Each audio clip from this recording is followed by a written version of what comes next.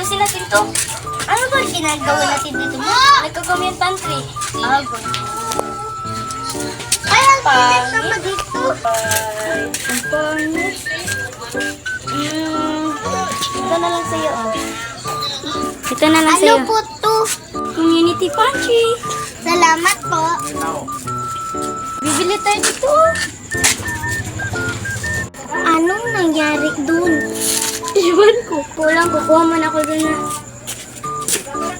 Ay, nako. Ano ba to? Hindi marunong mama mag-aral. Yeah. Kaya ano yan? Nagko-community pantry. Ang baho! Ano ba? Di kita bibigyan. Sino naman nagsabi na bibigyan mo? Alis ka lang dito. May alis. Dagal naman ni mama.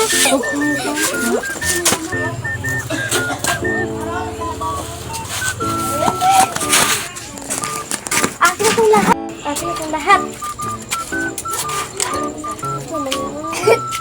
Ang sabi ko. Kaya naman yun. Nag-isip naman yung iban.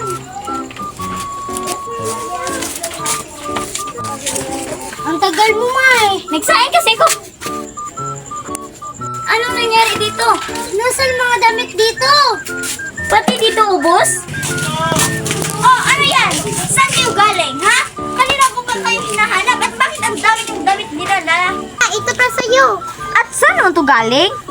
May libreng damit na nila. Talaga? Ito.